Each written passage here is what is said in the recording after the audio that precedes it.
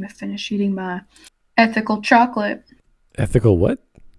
Ethical chocolate. It's slavery-free chocolate that I bought today. What? So a lot of cocoa farms in West Africa are set up basically like slave camps where the locals farm the cocoa beans. In this case, the locals own the cocoa beans. I got you. Anyway, let's get going. Good evening, folks. This is right after we did a Smudcast about MatPat. So now we're doing a SmudTalk where it's kind of free flowing and we ramble on about topics and answer questions from chat and that sort of thing. And it's all about what happened. Stonks. Yeah, and we don't know what stonks is. That's the thing. That's a term that Mr. Elon Musk gave to what happened this week in the stock market. If you guys don't know what happened, that's been in the news the past few days, is a number of companies were bought up really, really quickly by a certain subreddit. And that caused people who usually make money off these companies, because they're not that, they're not that big. There's some small companies here, some mid-range companies that did that. And they decided to play with that algorithm of buying and selling.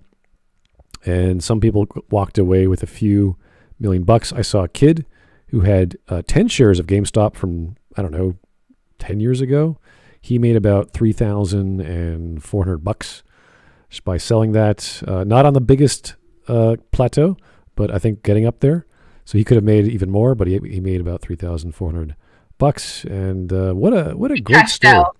Yeah, what a great story. 10 stocks, just 10 units. That's amazing stuff. So anyway, let me introduce. This is Cedar. This is Uletta, the welcoming committee of the, at least as far as I know, we're the main welcoming committee of the Smudboy Discord, and of course LitDev. Thank you. As always. Hey, how's it going, guys? Hello. How exciting! This has been an absolute doozy. I know lots of people have been wondering what's going on, so this is real fun to talk about. Okay, so if you haven't researched this in the past few days, or you haven't watched any YouTube videos about it, it's very, very simple, okay? There's a subreddit group of a bunch of people. I don't know how many hundreds or thousands or tens of thousands of people. I don't know how many can do this sort of impact, but I'm guessing around the tens of thousands of people. And they said, okay, we're going to game the system. And the way you do that is the same way the hedge fund managers game the system themselves. And what they do, there's many techniques to make money. You can make money by having a stock go up in price or a stock go down in price. Those are the basics. So buy low, sell high, or sell high, buy low. Same idea, same strategy, and reverse. The other way is to do dividend investing, which is not risky. Well, it is risky, of course. Whatever you buy is risky. You can only lose what you put in. But it's a gradual increment of making money through quarterly or monthly or semi-annually or annual dividends. And a dividend is just a lump sum of money the company gives you every so often. And that proves that the company is profitable. It gives you money. Some sectors in states, like real estate, have to give 90% of their profit to the shareholders. So they usually have monthly rotations or quarterly rotations. So that's how it goes. Other companies like, most tech stocks don't even offer dividends. So you're stuck with capital gains. Capital gains is when you buy and sell. That's how it goes. That's the standard way of making money. So this whole thing has been fantastic. And I don't know about you, but when this whole thing started going down, I was hearing some people sing the songs of angry men all the way around. It's been fantastic. Okay. So one of the strategies, this is called options trading. And to be an options trader is the equivalent nowadays. If take your wallet, take your money out, put it in lighter fluid, and just light a match. And that is how fast you will lose your money in options trading unless you know what you're doing. So the standard strategy in options trading is to short sell. Okay, short selling, if you don't know what that means, think of it this way. You have someone who owns a stock and you are the person who wants to make some money. So you say, okay, buddy, I want some of that stock. Give me 100 units. You say, sure. So what that guy will do is he'll write a contract. You say, okay, I'm going to give you 100 units for a day. You have to give them back, but I want a commission. These are mine. So they still owe to me. So he gets a commission. as soon as you buy the 100 units. He goes, thank you very much. I've made my 1 point whatever percent, and I'll just sit back and relax. So the guy who buys the 100 units, he sells them instantly. Now, why he does this is because he thinks that stock is going to go down in price. So remember, you buy low, sell high, or sell high, buy low. So he thinks he's going to sell high and buy low. Now, what the system they use is it's not just one guy doing this. It's 2 guys or 3 guys or 100 guys. And they all have hundreds and hundreds of thousands of dollars, sometimes millions of dollars. And what that does is it will artificially tank the stock for what it's worth. So if the stock is worth a market cap of $1 billion and they're pumping $5 billion out of that stock, it's going to go down 50%. Okay? And it doesn't matter how many there are, whether it's one guy doing it or 5 million guys doing it, doesn't make a difference.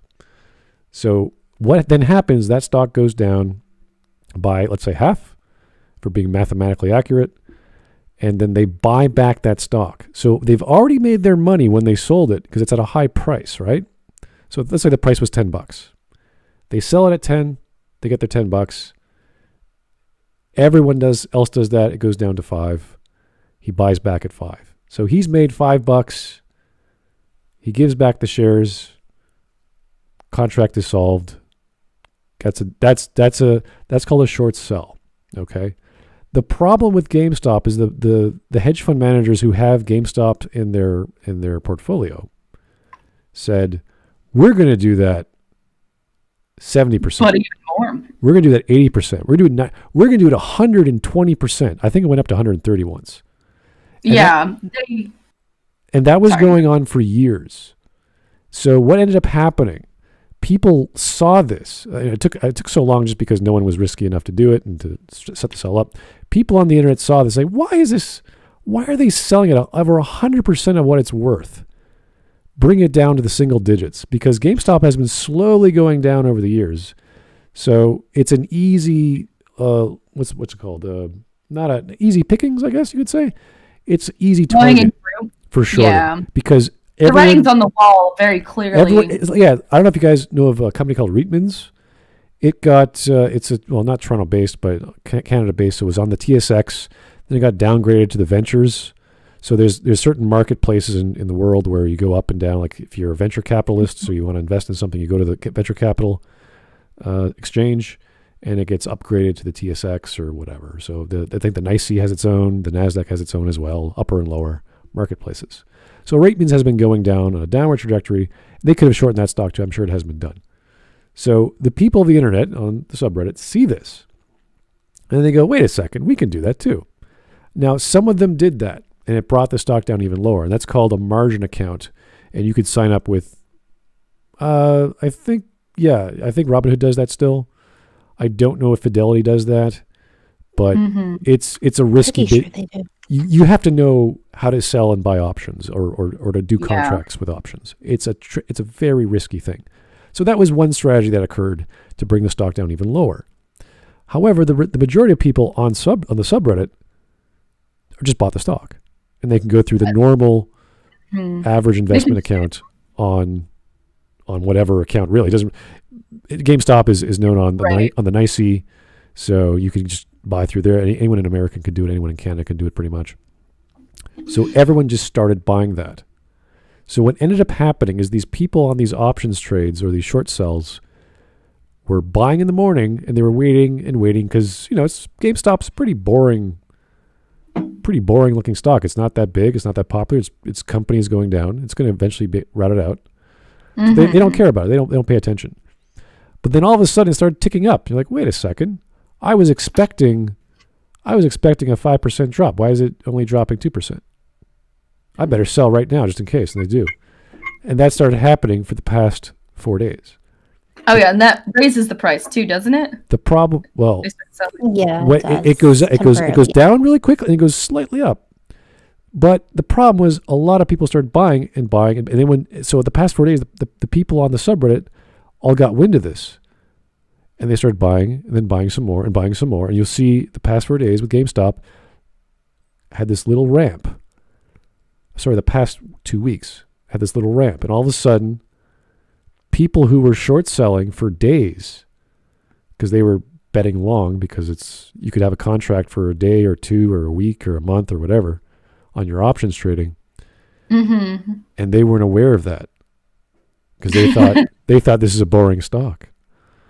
So what ended up happening is there's so many buyers started buying into GameStop from the internet. We're talking about tens of thousands of people buying, $1,000 here, 10,000, maybe $20,000. It's only 10,000 people. I went and checked the subreddit. It's about 18K people. Yeah, it's not and I too think much. a lot of people joined since then. So the volume of shares, you can monitor. It's publicly traded, so you could see how many shares are traded. The number jumped to 71 million shares were bought. Oh my God. Holy crap. So that's one day. So imagine that's happening 4 days over and over again. So that thing cascades upward to the $100 range. From a single digit, it went to the 100 and I think it's at 120, 130. I don't even know what it is anymore. So it got to 300 at some point. Yeah, really? It's now steadily at like 200. Really? That's okay. I wasn't paying attention. That's crazy. Okay, so that was on like Thursday, Friday when I checked. It might have been going down since they've been doing shady stuff, but so it got to 300. So what ended up happening is all the people that bought and sold when they did that option for the first week or first day or whatever weren't paying attention, and they saw this number. They are contractually obligated to buy back those 100 units or 10 units or whatever they bought at the end of their contract. Oh, the short sellers. Yeah, they don't own those shares. They have to give them back. Right. So no matter what. They are operating at a loss. So the premium has been gone far and far and beyond. So not everyone lost a multiple of like 300 times. No, they lost maybe 2 times, but there were so many of them. They've been doing that for so long that you have millions, if not billions of dollars being lost from those accounts. I heard like billions. It is solidly billions of dollars. I'm sure if we add them all up, I haven't looked at them all, how many had them in their portfolio, but I'm sure it's in the billions to account for a jump in 300 times the value of a single digit stock. So that's what happened. So what's happening right now is, now that they've noticed this, they've stopped trading on certain platforms like Robinhood. On my platform, I use WealthSimple, and if you'll see the link in the description, if you guys care, if you're in Canada or North America, you can sign up with that. You can buy GameStop. You can buy a bunch of others, and there's a bunch of others that happen. It wasn't just GameStop. So you have Dillard's. I said this before the stream with everyone talking. Bed Bath & Beyond. That one was gigantic. That was 76 million shares. Macerich Co. that had 80.6 million shares. You had SunPower. That's a pretty big company anyway. So 43 million. AMC. That was 16 million, and AMCX, same thing. Fizz is a great little name or ticker for National Beverage Co. So all these names, all these bigger names that may not be doing so well in the world in terms of their sector, suddenly became massive darlings, and you see that giant spike. And the whole reason was basically meme power. That's what GameStop got so big, is that they saw that they were trying to short it. They finally noticed. They got their stimulus checks, and they're like, well, whatever, after COVID, we don't have much to lose, and they just bought it all up. And that's how it jumped so fast, because to be so fast, they had to be coordinated, and most people aren't very coordinated on like the retail investor level. But because of memes, they were. And that's how it jumped so high. And at this point, it's not even about the money on holding it, because they wanted to make some money, but the whole subreddit is coordinating to hold on to these shares because the billionaires have to buy it back. And so the price keeps going up because they won't sell, but they need them back. And so the billionaires originally bought for like $50, hoping to get them back for like $20, has now jumped up to $300. Yes. And some people are shooting for like, it's $1,000 per share. That's the only time I'm going to sell. They want time. They want revenge. They want revenge. It's for revenge, it's not for the money, even if it crashes. Like, we're not going to lose anything on this, but we want you to lose really badly. Yeah, I think I found this one lady where she was like, I've invested like $48,000 in all this stuff, or she's invested a lot of money in this stuff, not because she actually wants to make money, although that would be a bonus. She wants to do it because she remembers her dad having lost his business during COVID and everything. And now he never recovered. Now he's a broken man he's gotten to drink and everything. At the same time, it's the crowd. No, not COVID. No, it was I think I heard the story. It was the housing crash. The housing crash destroyed his father's business. He became an alcoholic, destroyed his life, and he's holding the line because he wants to see them burn, because those people, these hedge fund people, weren't affected by 2008. And they were out there just drinking champagne while the dad was being broken. Literally, someone showed me footage of them drinking champagne while they were looking down on Occupy Wall Street. Mm-hmm. Oh, I believe it, because back when that whole market crash happened, I remember running into a few people when I was in college, and they were talking about how they were disappointed because their hedge fund manager father wasn't going to be able to afford as big of a vacation this year. They had to downgrade to just going to Thailand. Oh my god. I know, it was horrible. I was making a meme about it. He's like, how you make fun of these people's livelihoods? Like, my family can't even go to Coachella this year.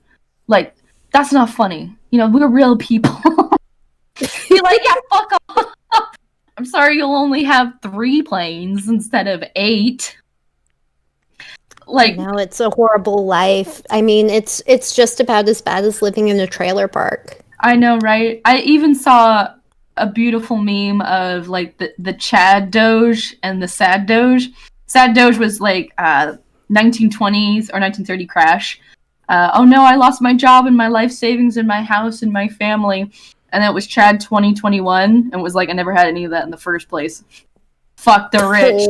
Tank everyone. Like, if we're going down, we're taking you with us, motherfuckers. Like, damn. It's the most effective backlash to the 1% that has happened ever? And like, living memory? Because Occupy Wall Street didn't do shit. Most of the 1%er eat the rich shit doesn't do anything. Wall Street got interrupted by wokeness. Like, it started going from, okay, we're going to occupy Wall Street to who's the most represented, who's the most oppressed here, and something like that. So we're going to hear from the people who are most oppressed first, and then the people who are least oppressed last. Lord. There's theories that it was like specifically infiltrated with wokeness by like I don't know who, but it wouldn't surprise me. And then of course everyone's nice. They try to let the Indian drum circles, speak, but because we're all one. But that wasn't the point. That wasn't the issue. What? Oh, am I wrong? No. Who has the talking stick right now? Whoever takes it. Good. Seize the power. Exactly, like the real socialists. Say your piece. Exactly. Where are the sickles and hammers when you need them? I find the thing is that those people are so soft. You probably could, if they had that talking stick stuff, like people who would use a talking stick, like unironically, would be probably the kind of people who would be so soft that if a man just went in there and said, "Give me that stick," they wouldn't do anything but complain about it on Twitter. They would probably be like, "What the hell, guys? Hey, that wasn't nice." Yeah, it's mine. Not anymore. It's mine. I'm going to. Look at me. I'm going to take a stick now. Talking stick. Yes, my big stick energy. All right, here's Andrew Clark. Message coming in. Aren't short sales or short selling frequently done in bad faith? No, they're not. It's a completely normal behavior in options trading. So there's 2 different directions you go up or down. So it's let me just remember the term. One of them is called a covered call. So it's going to expect it to go up. The other one's called a covered put. So you have your premium and you're saying, I'm going to do this with the money you give me or with the stock you give me, and then I'm going to return it to you, or I'm going to make the money for you. So it depends on whether you're trying to sell to make money or buy to make money. It depends. You're making money either way. So yeah. I also remember someone explaining that short sales aren't like inherently bad. They're actually a balancing act because there can't be like eternal growth. No. But it's just a strategy. Like, what do you do if you think the stock is going to go up? And that's why we have options trading, because we can do so many things with options and derivatives and other aspects of the market. And all of it's fine. Like, we don't care. Like, no one cares how you make your money on the stock market. But when you see like the movie Wall Street in 1987, or there was that show in Canada called Traders. Wolf of Wall Street? Yeah, even the new Wall Street movie. I haven't seen it, but like the original one with what's his face? The guy. Those two actors whose names I can't remember. Oh yeah. Crud. Gordon Gekko was the character. Yeah, exactly. Right? Yeah, that was the movie. Like he Alec taught Baldwin? Is that? Not the Baldwin brothers. No, it was the guy who has tiger blood. Oh. Anyway, doesn't matter who their names are. He taught him a technique how to call up some buddies to decrease the price of a stock so everyone starts buying it. And then people get screwed over if they owned it and they got, oh my God, it's going to go down. They have to sell too late, but it ends up going up in price so they could sell later themselves. So that whole technique he taught to this guy, and this guy said, okay, I'm going to use it for my own benefit. And he got pissed off because he used the same thing that they use. And there was nothing illegal about it. I'm sure in some marketplaces that could be illegal, but I'm not that fluent in the legal side of investment banking. And honestly, I'm not an options trader, so I would never recommend that at all. Charlie Sheen, thank you. Charlie Sheen, his dad was actually in that as well. So. Oh yeah, I just noticed the image you changed it to, and that is just the most beautiful, take your own medicine tweet I have seen. Drink. Oh God, maybe you should get rid of that. Second job driving for Uber. That's fantastic. Yeah. Oh yeah. I mean, avocado toast is delicious. Why knock it? They are losing billions too. They are actually losing billions of dollars on this stuff. Oh yeah, the whole Reddit thing. So the whole thing about they bet 120% short is that they bet more stocks than existed, means that the amount of loss that they can have can, like, I don't know how the doubling it, but it's a greed stroke. So they either make a shit ton more money really, really quickly, but in this case, they're losing far, far more than they would ever have originally put into it because they sold fake shit. Like, just shit out of the air. I don't even know how they can do that. How do they even sell more stocks than even exist? How is that possible? Well, you're talking about closed-ended. It's based on speculation for future. Well, for what am I trying to say? So it's all fake. Well, no. Too much bourbon. Okay. Yes, it is essentially all fake. Because we're putting our faith in the market blindly. Well, there's several types of stocks or funds. The one that I think you're referring to is a closed-end fund where they make an IPO or initial public offering. So they say we have 1 million units of our stock, right? That's it. We're not going to make any more. We're not going to do a split. We're not going to make more stocks to sell later. That's it. So the volume you're going to get is going to be very low because that's their IPO. They're not going to change it. So what ends up happening, those are usually investment funds or dividend-based growth funds. So they don't really move too much. But when you're talking about options, that's a contract. You can make as many options as you like, but you're betting on unlimited profit or unlimited loss. Wow. Okay. So according to what's happening right now, GameStop had skyrocketed to like $100 and something dollars, and it went to $200, almost $300, and then they started doing some weird stuff, like taking it off of Robinhood and everything. Right. And then they tried to push it. They tried to force it back down, and it got back down to $100 something dollars. Right now, it's currently at $325. These people are not giving up. They just keep buying and buying and buying. To the moon, brothers! To the fucking moon! Get to 1,000. Yes. Get to 1,000 a share. Yes, go for it.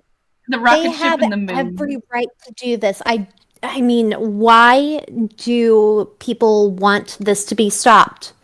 I mean, well, I understand why, but this is the free market at work. We're doing God's work here.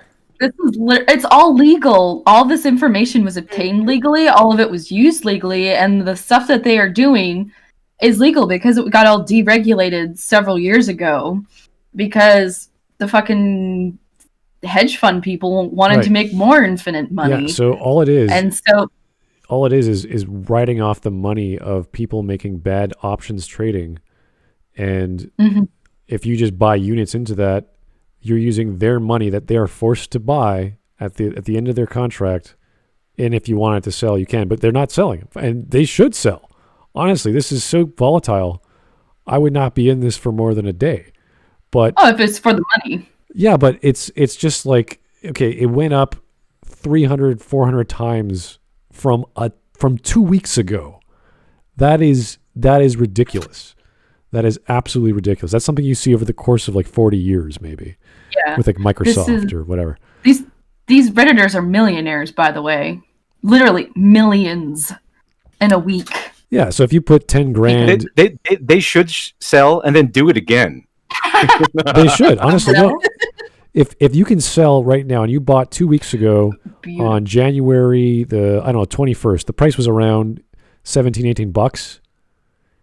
So if you bought $10,000 worth at that, so it's 20 grand, whatever. Now you've more than three. Forget duplicates. You're in the 3-digit multiple. So it's obscene. So cash out with your millions and millions of bucks and call it a day. If you want to get back in, I mean, I wouldn't go there. I wouldn't go somewhere else. But Smud Boy, it's not about the money. It's about sending a message. Yeah, but then those are the people who aren't selling. See how you like it, you billionaires? Now the Redditors, the common man is doing it. It's not about money. It's about sending a message. How do you like it? I mean, you should pull out. You should do it now. Oh, I see. Andrew Clark said something again. It says it sounds like that short selling is in bad faith to depend on a business to do badly, for stocks to go down. How is that not bad faith? That's Cheddar. You've always got to be careful about pulling out, though. It's not. There's nothing wrong with me. There's nothing wrong with me buying and selling a stock. Okay, there's nothing wrong. There's nothing right about it. It's just a unit of a company. So if I think in my genius brain that it's going to go up, I want to buy right now. Okay, the scheme I have with another person who owns that stock is my own business. It's kind of like, think of it like real estate. So I own real estate and you want to rent, right? It's like, fine. And I'm going to let you do just about anything as long as you don't cause, property damage and noise pollution or whatever.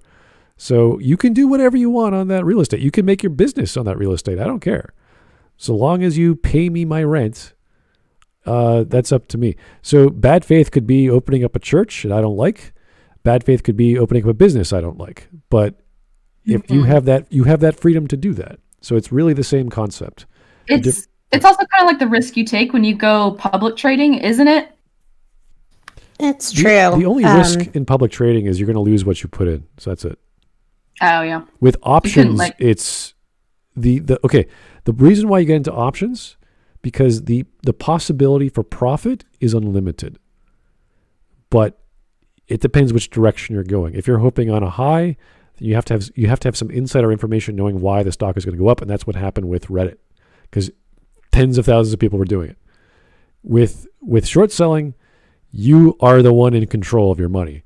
And if you have billions of dollars behind you or millions of dollars behind you, and another person does that, and maybe another person does that, then you're going to definitely game the system and make 5%, 4% profit by selling and buying. And if I remember correctly, this is what a model like, say, E-Trade encourages, since they actually charge by transaction. So they encourage their users to actually participate in short selling so that they're able to bring in profit. When you're talking about brokerage firms, they make money in so different ways. And you can talk about banks being brokerage firms as well. Like RBC is the one I'm with. They charge fees on all kinds of things. They have flat fees for any transaction, so $9.95. That's the countrywide standard. But I use also WealthSimple. They don't charge any flat fee. Mm-hmm. They just have a conversion fee.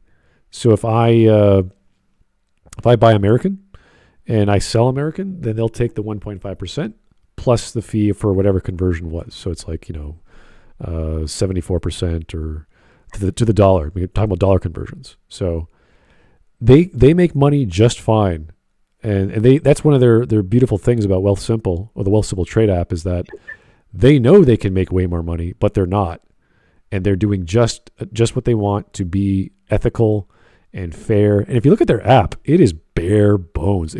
That's why I put it in the description. If you guys want to start learning trade, it is so simple. And if you don't want to trade yourself, their original app is just called WealthSimple. It's a robo investor. And what that means is you just give them $1,000 and their algorithm will say, okay, we're going to invest in this sector, and then we're going to invest in that sector, and then the next month we're going to invest in that sector, and they just keep alternating and buying every month. Mm-hmm. And isn't that like what most investments now is automatic and by robots and algorithms? Well, no, you have to sign up for it, but it really depends on the type of account you open up. So when Uletta was talking about options trading, that's a margin account. A margin account means I want to borrow money or stocks from whomever, and I'm going to pay on the premium. So if the premium is $1,000, they want a commission from that. I'll take that. So when I buy a stock, say I want to buy, 200 units of Tesla, I can only afford 150. I'll say I want to borrow, the dollar value for 50 units on my margin account. They say no problem. Pay your commission. Here it is, and they'll get it in the return later whenever you make that money back. But you're assuming you're going to make that money back. So that's not the same as a as what we were talking about before. That's just another thing you can do with a margin account. And I'm sure some people were doing that in Robinhood because you can open up a margin account on Robinhood, but the majority were just buying stocks normally. Mm-hmm. I mean, that's really great for like long-term stuff. Like, isn't that what a Roth IRA is? That's why I keep told I need to open. Well, yeah, Roth IRA is great. The general rule for buying anything is whatever you buy in your head, you are going to own that for at least 10 years. If you do not feel comfortable buying anything that like a car or a house, whatever, for 10 years, don't buy it. It's not high quality for you if it's like a car or a chair. Why would you do the same thing with a stock? So think about what you're getting into. But honestly, this is the greatest idea I can give to people who are young, who don't have a brokerage account or don't buy mutual funds or other investments at their bank that you don't need a brokerage account for. Get into it. Really have savings. Start your savings. Not just in a bank account that gives you like 0.2% interest these days. Don't do that. Buy actual solid things like the blue chips, the Coca-Colas, the McDonald's, the not the IBMs, but like. You want to get into renting with McDonald's then? Yeah. Oh God. Oh yes, absolutely. Real estate investments. Okay. I mean, I'm going to get into the game.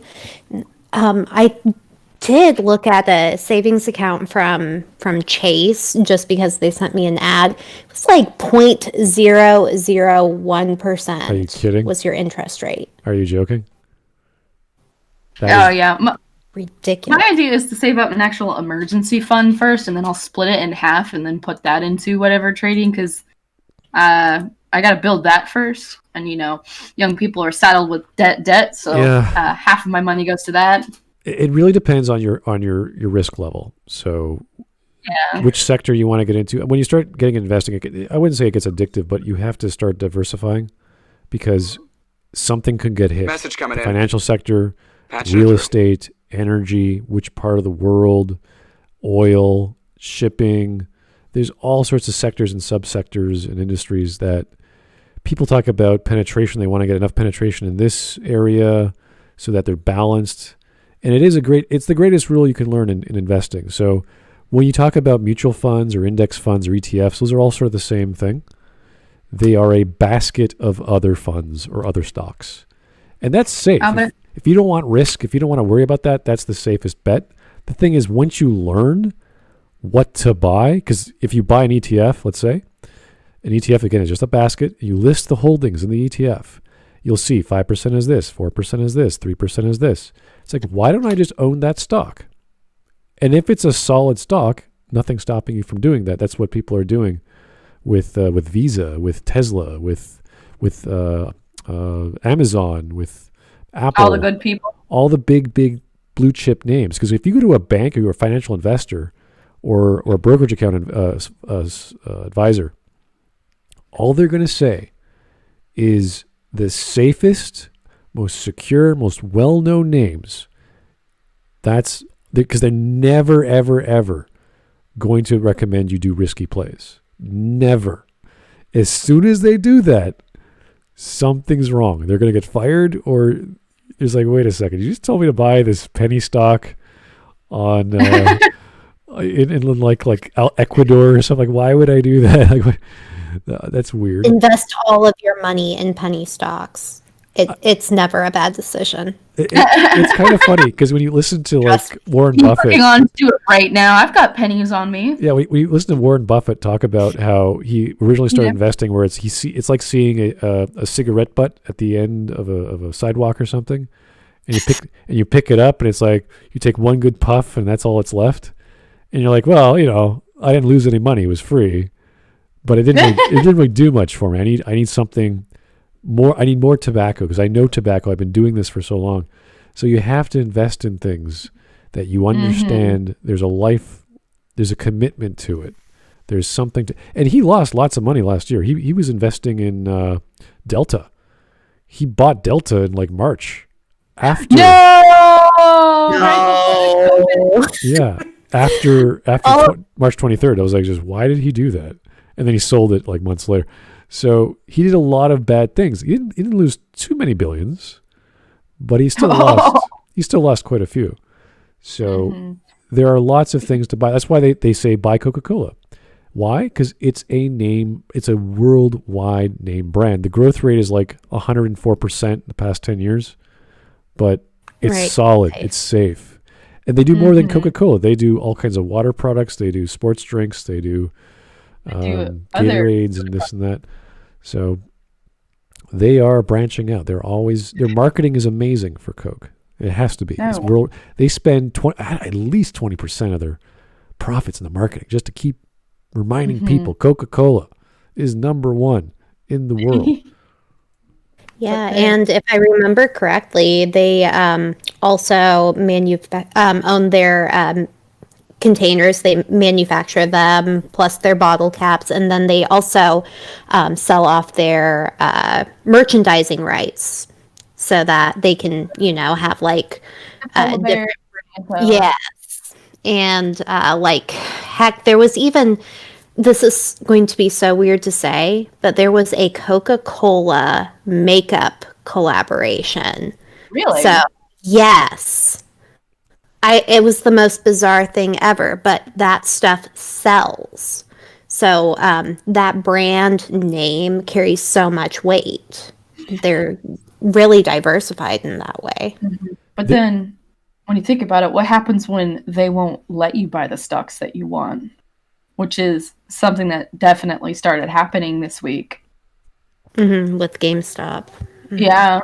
I don't know how many people know that, but actually the reason why Robinhood started blocking it was because Robinhood was owned by Citadel, who owns the hedge fund that was shorting GameStop.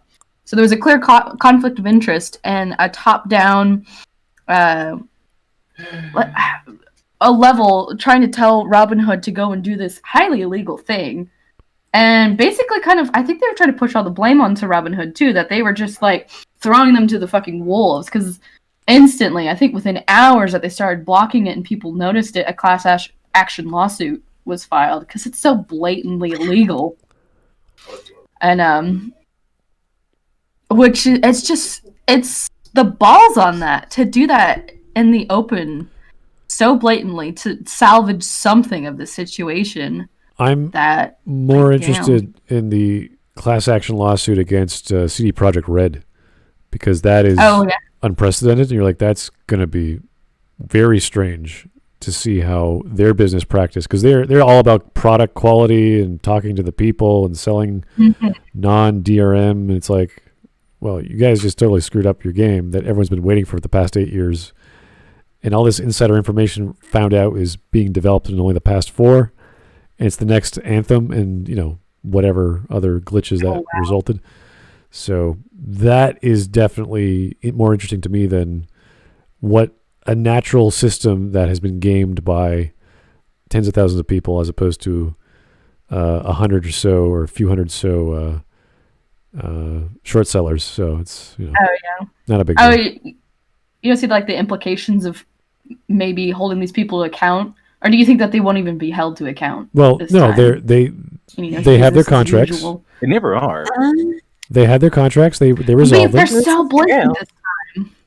They can say whatever they like. They can make all these dumb rules to how to keep people from making money, but all that's going to do is shift money elsewhere. It's like if this is going to, I don't know if you guys have heard. I was talking about this the last stream. The current or the new member of Biden's administration, Janet Yellen. Yeah.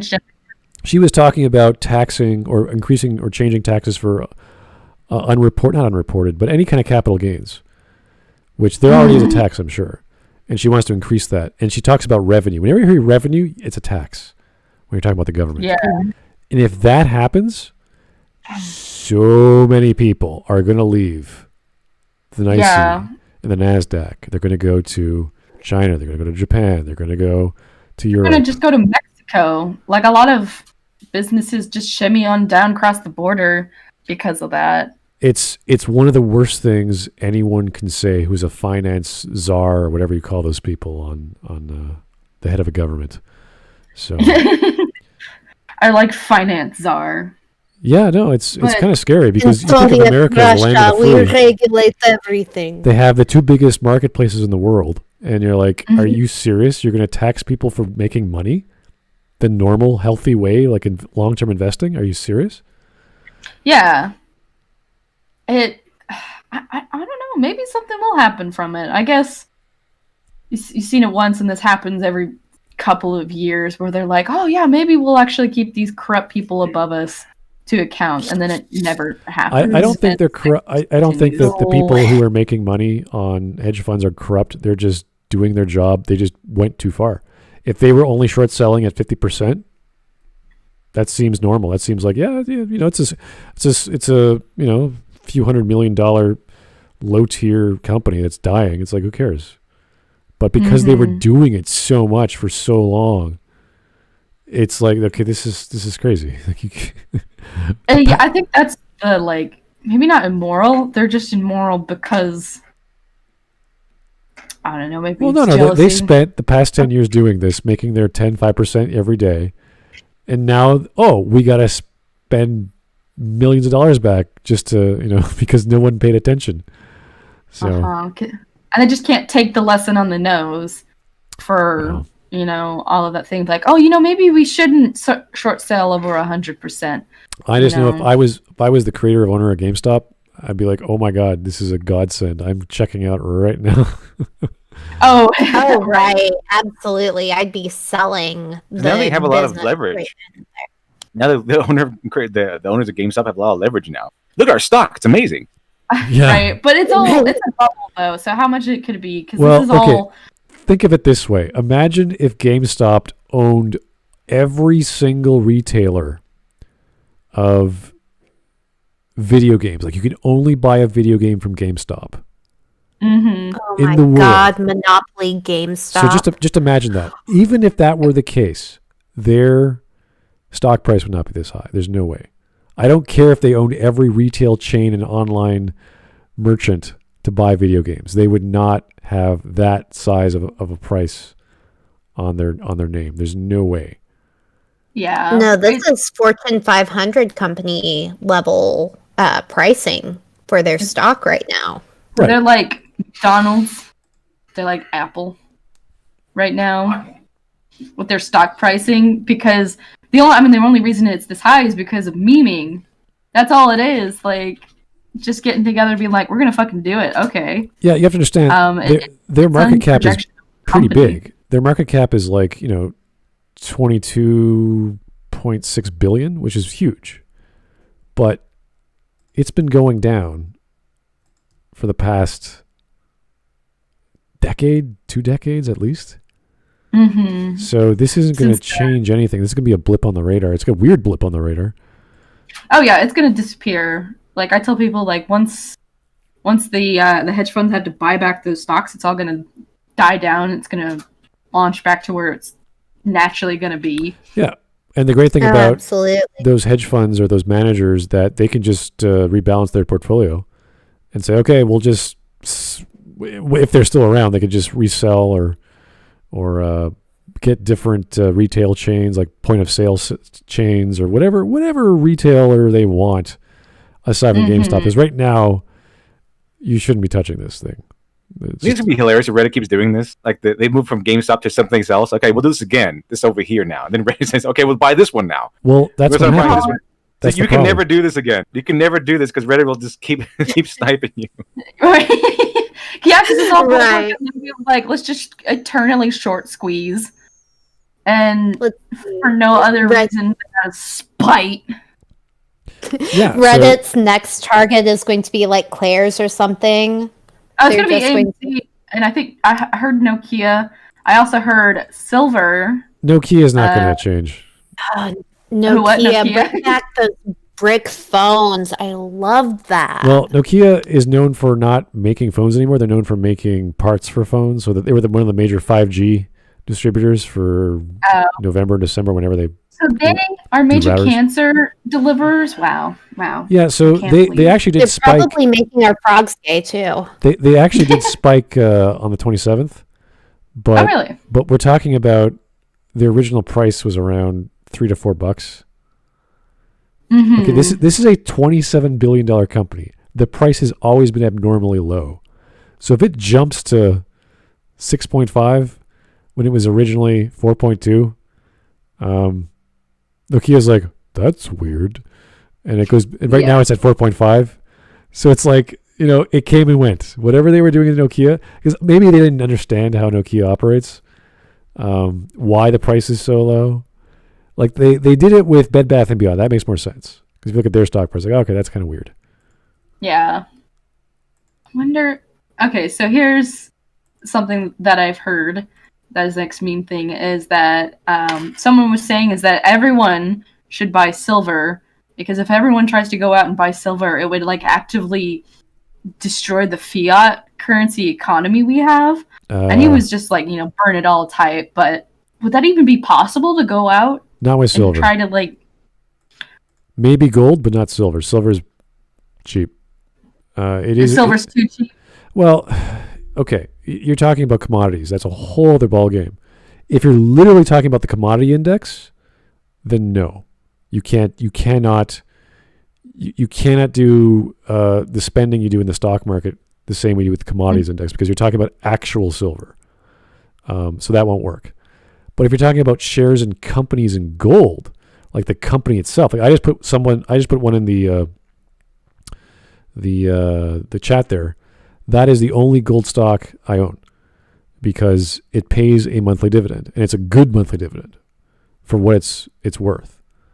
So if you wanted to do gold companies, that would work. So a major I don't know the gold. I'm not a gold guy, so I don't know. But there's got to be a few of them out there that a lot of people put their hedge funds into gold. And if you look at the 2020, this was I can't remember the name of the. Oh God, it's this brokerage firm that does the mega rich. I can't remember what they're called, but they actually switched 5% of their portfolio to gold because of what was happening with COVID. So, yeah, because a lot of doomsday prepper people were like, gotta buy gold, gotta get ready for the apocalypse, as if people give a shit about gold. No, it's just that gold is around, what, 2,000 these days? I can't remember. It's always been hovering around 1,800 and 2,000 as a result of the March last year dip. So I don't know. I saw cryptocurrency and it was just like, okay, I'm not even going near that. That's just scary as hell. That's plateauing, dipping, going 5 ways to hell. Yeah, but that's what I mean. I don't really understand it, that is something which you would expect from the internet, because when you're talking about blockchain technology and being able to manufacture the actual units of crypto with a computer, so you're not only buying into the system with real money, you can manufacture the value of the thing you're buying. The data mining. Yeah, you could. Well, that's how you use it. You use a GPU. You crank them up to build up an actual unit of crypto, of whatever it is, Ethereum or whatever you call it. And so you're investing and making the thing you're investing in. It's very confusing. So I don't know how that works. It's kind of like you being in the commodities market and like growing your own grain. Yeah, right. I think what it was explained to me that cryptocurrency is there's some sort of code. I can't remember what the base of it, if it was Linux or whatever, but you find cryptocurrency by mining the code to find faults or like anomalies in it. And so there's only like a finite amount of these anomalies or faults in it that you can actually find and get that currency for. And so it was taking off really fast at the start because, of course, there's a lot of faults that you can find. There's a lot of resources you can mine. But since everyone's been doing it these days, it takes more and more process to go through all this code and to find those little faults in them. And so that's how it kind of has a scarcity to it.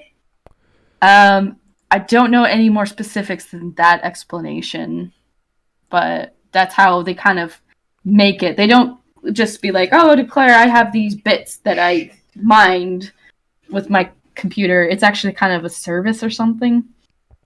Might help if I go tippy tap and look it up a little better, but that is why aren't millennials buying diamonds? Diamonds are fake. I think they finally proved where they took a grown diamond from China and an actual fucking diamond, and they looked at them both, and there was no difference. Yeah, MatPat proved that. Right, cubic zirconia is diamonds insane. is just a scam. Diamonds were always a fucking scam. It was just marketing. And like black pearls too, they would throw away black pearls. And then a guy saw that people were throwing away these black pearls because no one would buy them. Or like, oh, look at these exotic black pearls. These are worth thousands of dollars. So yeah. What was it? De Beers companies marketing during the 1950s to get these diamonds as a status symbol. You know. Yeah. We're just all the rage. Yeah, when you can get like diamond tipped drills and diamond tipped saw blades, it just seems so not expensive. Because, we don't have to mine them out of the earth with slave labor anymore. We can just grow them, and they're exactly the same. So you don't have that children's blood all over those diamonds. I guess that's where all that worth and marketing came from. So, ooh, look, 7 children died for this ring. It's anything that people have value for, and that's why we talk about gold. The reason why gold is so valuable is because it can be used by industry for a variety of applications, whether it's just for jewelry or industrial processes. That's why it's very handy. That's why it was in the Constitution of America. It's why it was loved thousands of years ago by pharaohs and kings and what have you. So if diamonds are the new gold, then there has to be a good reason. You can't just invent a commodity, say, yeah, squiggly, fluffy things. It's like, what is that? It's like, I don't know, something that someone wants for some reason. So we always talk about lithium being the next big thing because that's what is going to be powering our cars in the future for electricity. But it could be hydrogen fuel cell. It could be whatever. I don't know. I think actually, was it lithium reactors? What the hell was it? Or some other fusion design that they were talking about. Lithium is pretty volatile, isn't it? Yeah, but it depends on how you mix it and bake it. I can't remember it could have been lithium, but whatever. There's going to be a demand for some element or some chemical compound to do something important. and that will be part of the commodity, and that will be traded. So, I think Zach was saying he wanted on if you wanted to swap out LitDev. Zach wants on. I don't know. Where's Zach? I think I saw it when I was switching memes in the Smud Boy cast crew discussion. Well, if he wants to join on, he has to message me. I guess message you. Do it. Zach, boy. yeah, But yeah. Zach has to message me. That's all you gotta do. He's always welcome. I just gotta know. What does Matthias say? Matthias just told me, look out Alexandrite on Google. Is this something I'm going to regret? Sorry? Alexandrite is such a pretty stone. Oh, is it like different stones and whatnot? So I know that diamonds have like an application and using and things, but they seem so overpriced for jewelry. That wouldn't that be just a marketing scheme? Like, yes, you need this diamond priced at this value because it's a status symbol. Well, the value of diamonds was artificially increased by marketing. Of course, now we can produce diamonds at a far lower cost artificially. I mean, look at cubic zirconia, and chemically, it is the exact same thing as a natural diamond. It has the same, what's that hardness test? I can't remember. I remember that. But yeah, everything we're measured against if it cuts a diamond. Mm-hmm. Yeah. Goodness, I can't remember. Thank you, Bourbon. But yeah, we can manufacture them at a very low cost. You know, you can go to Walmart and buy yourself a cubic zirconia engagement ring for like $10. And it's going to be like a 5-carat thing. Yeah. So I just saw what you saw. It's my boy thorium. I didn't realize that was what you're trying to say. Yes, thorium reactors are the future, and like it's a fun talking point in my family all the time. Every now and we bring up thorium reactors are the safest nuclear reactors. I guess they are a nuclear reactor. The only problem with them, and why they weren't implemented, was because they do not produce radioactive waste that can be turned into weapons.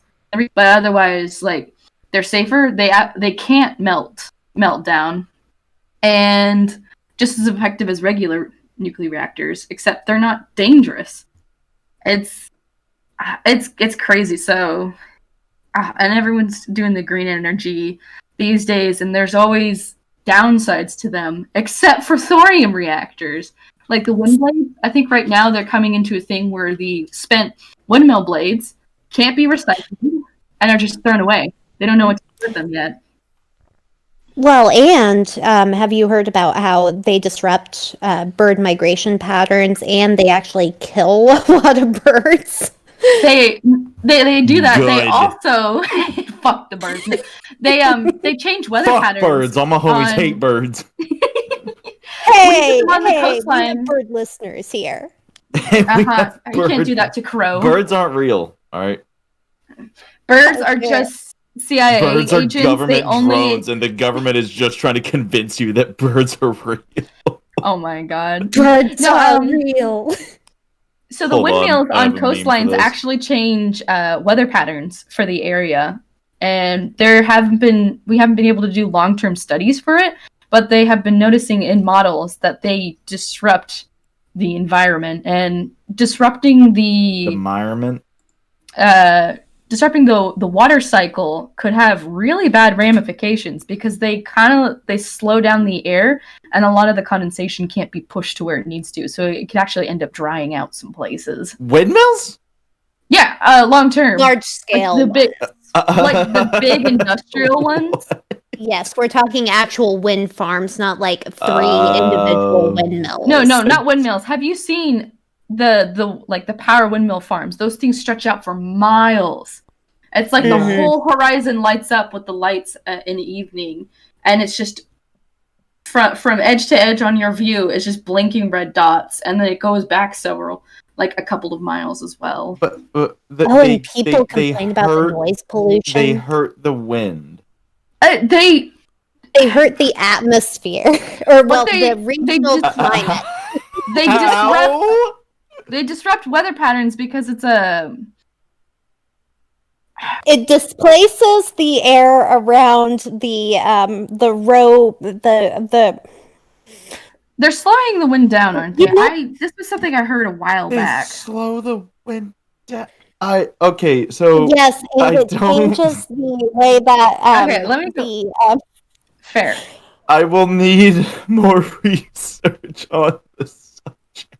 Okay, I've had 6 shots of bourbon, so now I'm just. I'm reading something I heard a while ago, but that's fair. Many more hours of research on the subject.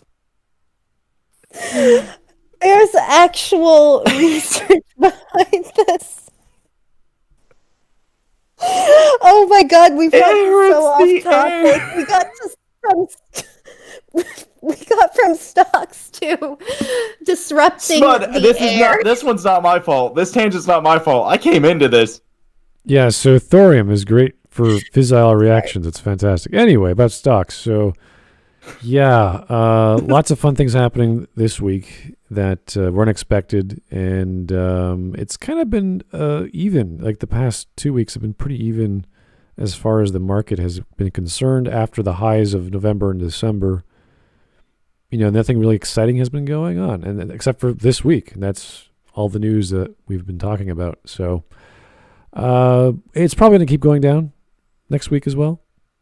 But it's a new month, and if you guys want to talk about strategies for investing or certain stocks or certain sectors you're interested in, I'd be happy to share. I'm in all kinds of stocks. I have a portfolio about almost 100, so I'm always buying. I'm always checking out new areas or new things to buy, pick up. I think a new one just came up. It was the first psychedelic drug ETF from, it was their Harvest Capital. You had my curiosity. Now you have my attention. It's called PSYK. So check it out. It just had an IPO a few days ago. So, Smud, I appreciate that you actually have strategies and plans and ways of going into buying stocks and getting yourself a maximum profit, whereas I will go on Wall Street Bets, look at the trends, look at all the memes that are going on, and then lose money a week later. You act like you've been doing this for longer than the past 3 days. Yeah, well, so have I. Don't tell him I've been losing money for as long as you've been alive. Don't tell him. Do not tell him the options trading story you told me. That's okay. You don't have to share. Oh god, you're like my boss that walks in every meeting and he's like looking at his phone. He's like, "Okay, I have to disrupt this meeting to tell you that I just lost $300 on my stupid bet of direct buying stocks." Well, okay. What you do in the morning, this is just me. You exercise, if you eat, get breakfast or whatever, and then check your bank. What money did you make that morning? And I do that every day. That's what you do when you invest. So now, usually I have these projected. The problem is the bank gets information beforehand. And like say my app for WealthSimple, it doesn't. It just tells me exactly when it's coming, when it comes in. Sometimes it doesn't. And then you have to call them up and say, where's my dividend? But with the bank, they know ahead of time. So I got dividends today, even though the market's closed today, and they're reporting for 2 days from now and yesterday. So they forgot to tell me about the mutual fund I bought that returns a dividend. So it's kind of funky the way banks are jumping ahead. And they also forgot, oh yeah, we own mutual funds with you. That's right, we sold this to you. So it's kind of funny, but this is what you should do when you're an investor. You're constantly counting your pennies, and you shouldn't spend more than 7 hours a week, I guess. Like it shouldn't take you that long. But when you look at a downtrend, you're like, oh, that's interesting. Why is that happening? Do some research. And the thing that you should always be monitoring if you're a dividend investor is the Ex-Dividend Date, because that's the final date that you have to then buy something in that stock that's going to return you a dividend for that period.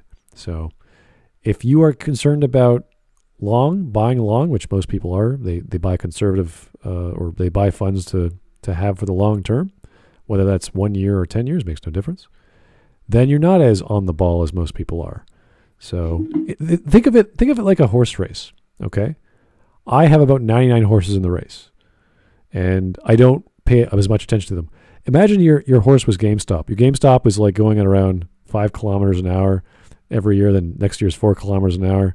Then all of a sudden it shoots off to like 700 miles per hour for about 2 days. And you're just like, what the hell happened? Like, how did that happen? And then all of a sudden it dies out again. So stuff like that, I don't even, like it's too irregular. I wouldn't even think about that. So there's other ways to make I have fun with that. Yeah, no. Honestly, I have so much fun. It's so crazy. I heard a report. The 71% of the profits made last year were not from capital gains. When I say capital gains, from buying and selling stocks, it's from 71% were made from dividends. So oh wow, so really? That's across NYSE and the Nasdaq, the two biggest markets in the world. So now there are stories of like people buying McDonald's from 40 years ago, or Coca-Cola, or Tesla, or whatever. Yeah, those stories happen, and you're lucky to do that. But no one knows that. I have a stock that's doubled in price since I bought it last year, and they want to go private. What that means is they're going to buy back the stocks. They say, okay, if you want to do this, we're going to give you, the price was at the time $15. They're going to give me 16.5 during the summertime when we're ready to go private, and now it's around 17. So people heard of this, so they're all buying this stock. It's going to go up in price. So it's one of my better holdings. It's a real estate stock, and but the Brookfield. Brookfield has a whole bunch of various divisions that they do renewable energy, real estate. They do finance. They do all sorts of other crazy things. So that's the one thing that they're taking off, and they're realizing that maybe it's better if we keep it delisted. And that doesn't mean the rentals or the managers or the superintendents aren't going away. They're still there. They still have jobs. They just don't want to make it a public thing. And that's a good reason, because this thing is, a $16-17 billion company that's owned by the parent company, which is like a $70 billion company. So whatever strategy they've got going, I don't know, but they're treating the people who own the thing properly by offering a reasonable price. But it could go up in price by then, so I don't know. It depends on what sectors you want and why.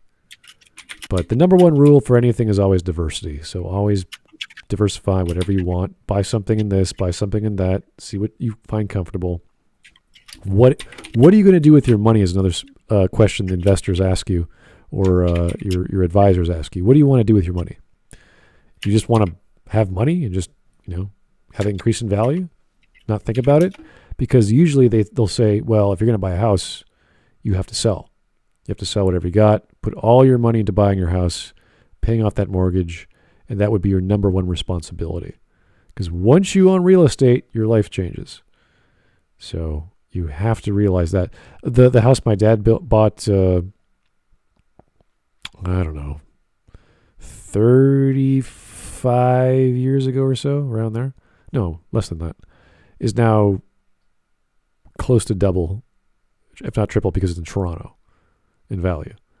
And the housing prices in New York are just insane. I don't even know how that marketplace works.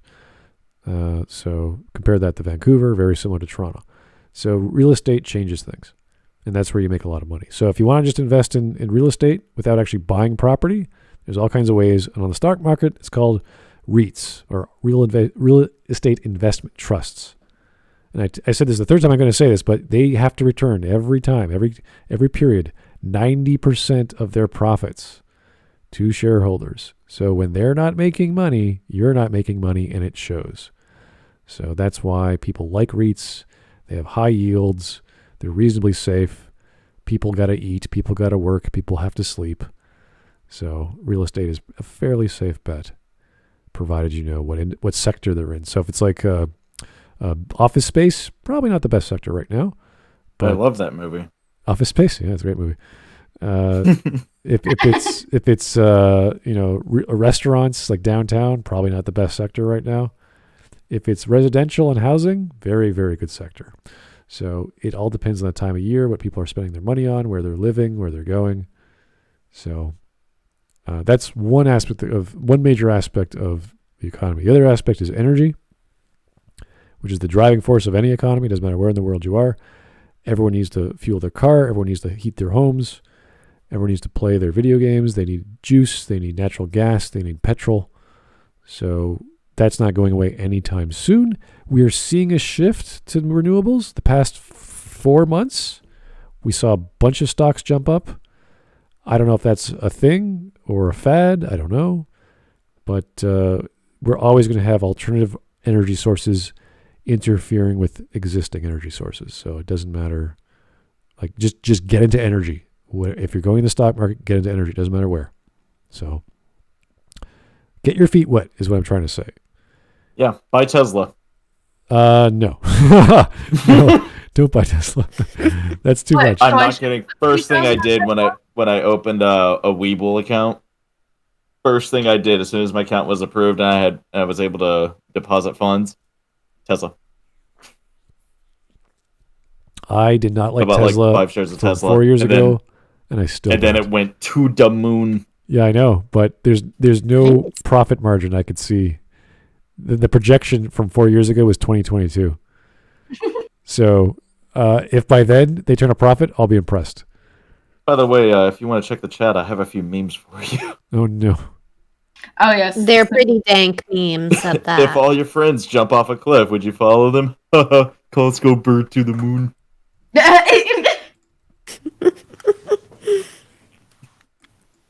Beautiful. I have a couple of videos that are pretty funny. They're not bad in any way. They're just absolutely poignant. Just beautiful. Just nah. I don't know about you guys, but I have definitely been inspired to check over my portfolio and see what exactly I have. God damn it! I pull up your video, Smud. I pull up the stream. First thing I see in the chat, buy Dogecoin. I saw. Yeah. You're not wrong, but degenerates like you be on the ground. I might need to sell off my OnlyFans stock. That might be a good idea right now. I thought you were gonna say withdraw funds from your OnlyFans. I may also need to withdraw money from my OnlyFans account. You know, I don't think I can pay my bills with it this month. I need to get some. Follow me on my OnlyFans. It's cedar.cheese. I have only cheese. That's all the OnlyFans are for, is for cheese. Oh my god, babe. Exactly. Mine are OnlyFans. If I started an OnlyFans with just like sexy shots of like cheese, who would follow it and give me money? Come on, let me know. Well, I actually have to go shopping, yes. so I need some cheese in my life. So I will subscribe to my cheese OnlyFans. I actually do need cheese. Yeah, they'll be not brie. No, I don't I like only brie. expected cheese OnlyFans in the week. You know what? If you were showcasing new cheeses that I could order and buy through your account, I'd probably. I'm gonna be a cheese broker, my dudes. I put some cheesemonger. Oh, Smud, I made some spaghetti today. I made like 5 days worth of spaghetti. I'm not even kidding. How much sauce do you have? Well, you said you made spaghetti, but how much sauce do you have for the spaghetti? Spaghetti's the noodle. I said 5 days worth of spaghetti. I made 5 days worth of sauce too. Oh, so you have to be very specific. How many days worth of spaghetti is that? How many hours? 5 days worth of spaghetti. Okay, but you see, in my world, we make the sauce first, and then we constitute the sauce with pasta. So, not So the you other make way the around. pasta fresh each time. The sauce is the hardest part, right? Making the spaghetti or the pasta is, it's not easy, but it's not the hardest part. So you want to make sure you have the Smud sauce. is a much greater man of culture than me. He makes his just sauce saying. from scratch. I'm just saying, And when you get Italian. making sauce is not hard, but you still have to make it first. You could buy dry pasta, but making fresh pasta is a whole other thing. My OnlyFans. Oh, Smud, you got asked the perfect question. What is the best cheese? The cheese you like, the way you like it. Oh, what's your favorite cheese then? It depends on what I want. If I want a soft or a semi-soft or a hard or a semi-hard or a brie or a blue, Do you it like depends. hard cheese? Right. I do like a hard cheese. I'm Italian. We love hard cheeses. Yes. Cheddar is a hard cheese. I'm gonna be quiet. It really depends on what I like. Let's say I want a drink. If I want a certain beer, I know what to eat with that beer, right? So if I have a Warsteiner. Warsteiner is a very bitter German, very bubbly beer, right? I'll want Italian hard cheese like a Piave, and it'll be a red Piave. So there's blue, red, and black. I like the red. It's just the right texture, the right flavors, aged just the right way I like it. And if we're going that far, I also want some meat. So I'm going to have some porchetta, some nice raw porchetta. Just came out of the oven, just raw, just done. You can cool it, you can freeze it. I don't care, just as long as it's there with the cheese and the Warsteiner, and that's my favorite. So get you someone who knows you like Smud knows his cheeses. You know, there's so many cheeses. There's some I don't even know, and I can't get them in Canada. And ones I want, Smud is I such can't a find. man of culture. He fucking knows what cheese to eat with what drink. Exactly. We can't compete with this. I have so much more life to experience. Apparently go to Toronto. There's a lot of food there. Apparently just go to Toronto and you'll know. Just hang out with a European. I think he'll be fine. All right. Why? Why not an American? Americans Americanize things. Are Europeans just better? Be honest. No. I'm just saying that Americans Americanize things, which isn't bad. I'm not saying American cheddar or American this or that is bad. It's just not the original. So when you're talking about like Parmigiano, like Americans took that and said, okay, we're going to call it Parmesan, which is fine, but it's not Parmigiano Reggiano. It's not from where it came from. And there's a reason why. So get to know, like pizza. Pizza is fantastic in the States, but it's not like Roman style pizza or Napolitana style pizza or Sicilian or whatever. So the New York perfected pizza, fight me. It's very good. No, that's comparing apples and oranges, man. Those are two different beasts. So just get to know your average European who knows a little bit about everything, and he'll have some recommendations that you might have never heard about. I know I've talked to Europeans. I've never heard of some of the stuff they come up with. And either that or marry a really nice Polish girl or a French girl. They will treat you right, and they know all kinds of wonderful Mediterranean recipes you've never heard about. So we're being shamed over here, Cheddar. What? We apparently don't know our stuff. We're not European enough. Nah, bro, I have to agree with that. Them European women know how to treat it. I want a European wife. You know what? My mom has this amazing cookbook set that she bought when she was, I don't know, just married. And it's still like she still uses it's like an encyclopedia for cooking, and there's little stories of how like tarragon came to be and why it's used and who discovered it, and it's like, wow, that's amazing, and why it has that vanilla-y kind of oily flavor about it, and how you can only use so much, and why it's so important. So there's all these spices and things that you didn't even think about because you never cooked with them before, but as soon as you smell it, you're like, oh, I could put that on chicken, I could put that on pork, I can do this in the oven or whatever. So get some recipes, just experiment in the kitchen and see how chefs do it when you go out, especially with like American barbecue is amazing. You can do amazing things. It's stellar because big, bold, spicy flavors. That's when I think of American barbecue. So right. Yeah. Don't measure anything. Just kind of do more than you think you need, and then just wait for the hand of your ancestors to tell you when the spice is enough. That's how exactly. That's how my Mexican friend does it. That's how you do it. When I went out, I just channel my great grandmother's spirit, and it just works. My cake comes out delicious. Okay. when I went for the first time. Fucking what? What? I was half listening. What? I came back We're to channeling the my cake spirits comes of our out delicious. ancestors. That's what I came back to. She's baking cake, Zach. What is there to know? She's baking a cake. What more do you need to What know? do you think? Now that kind of the COVID restrictions are kind of lifting up, you think it would be smart to start investing in like No. service again? No. In what? Sorry, what? Let's not go and invest in any McDonald's stock right now, even though I know they're a great real estate company and everything, but I think it's a little bit risky. Oh yeah, you don't think the lockdowns are going to open up at all? Or even if it would be smart to maybe hedge your bet on it, that they would eventually. Well, what was interesting about some of the stocks that were affected, old age homes were affected, obviously. And really? Those stocks tanked. And because they started dying. Yeah, like, well, yeah, just nursing homes. And nursing shit like homes, that. yeah, exactly. They all just went down the drain. But travel agencies, cruise lines. Yeah, I was talking to every time I talk to Dunn, he's I just bought another few units of whatever cruise line. It's like, dude, why are you buying cruise lines? Yeah, I mean, Royal Caribbean honestly has been. I've been watching it for like the past year, and it's been a steady incline over the past few months. Yeah, so he has his mentality for buying stocks. I would never touch that because I think traveling. I mean, it makes sense to buy low right now because no one's traveling yet, and it will go up. Right. Honestly, it will.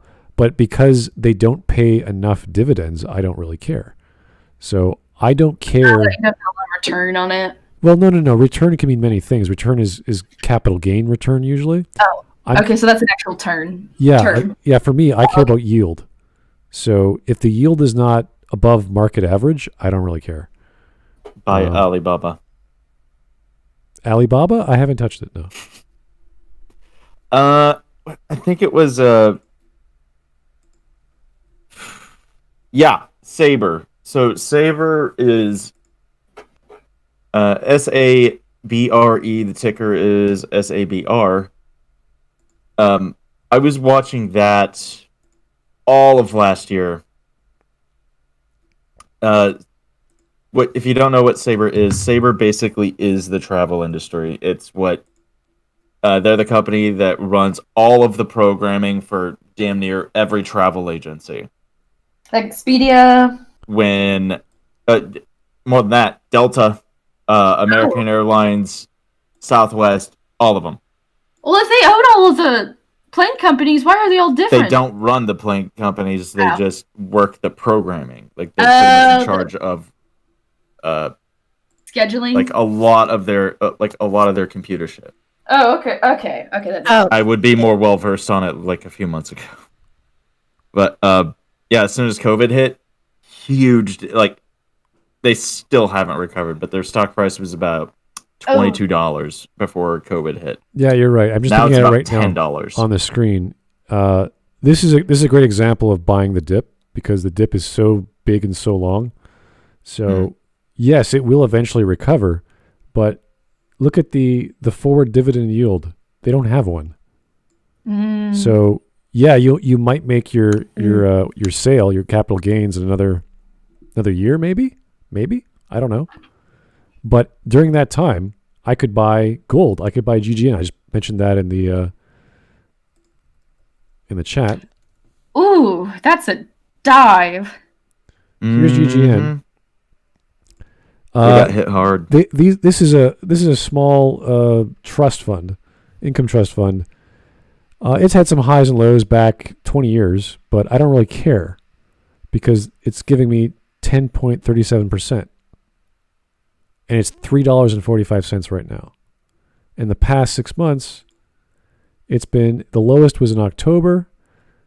And you're like, how could the lowest be in October? How about the 23rd? There is the 23rd. The lowest was 2.41. So March the 16th. 6 months, October, 3.3. These are all very small numbers. These aren't scaring me at all. So I could buy a stock that's 3 times less than Sabre, get 10% a year return. and it's gold. It's not going to change much. So it's a lot more stable. 10% is still pretty risky as far as dividend investing. A lot of dividend investors don't go past 5 or 7, depending on who you talk to. And I can sell this anytime. I'll have no problem selling it whenever I want to get my money back if I have an emergency. Can you pull up the 5-year chart on that? On which one? On Amco Global Gold. Sorry, you want me to pull up which one? I was looking at the 5-year. This is the 5-year. It's already up. This is max. This is 5-year. Oh, Jesus Christ. My stream's on a huge delay. Let me refresh. Okay. So I'm just saying. So what does that mean, the forward dividend and yield? Okay, so the forward dividend is the actual value of the money per share if you get a dividend that month. Mm-hmm. The percentage is multiply that number by, I think, 12 and divide by whatever you invested. That would be the percent per year. That's how you calculate everything's calculated per year, because if you have a yield of, or a dividend yield of whatever per month, it's divided by 12. It's by quarter, it's divided by 4. If it's semi-annual, it's divided by 2. If it's annual, it's 1. So that means... And so as the Smud boy, yes, what are you looking for when you look at forward dividend and yield? I am looking at, I don't chase really high yields because that tells you that the stock is going down. And people will say anything above 7% means they're bleeding money. But it depends on the business model. If it's gold, I'm not concerned. So this tells me in 10 years, I'm going to get all my money back, right? Because 10% per year, so 10 years, I'll make all my money back just on yield, just on dividends, plus whatever I already invested. I could sell that.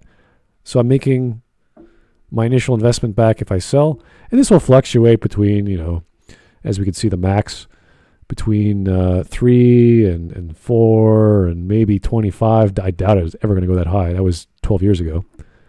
So, and all you do is monitor the market cap. How much money do they have in reserve? What are they currently spending?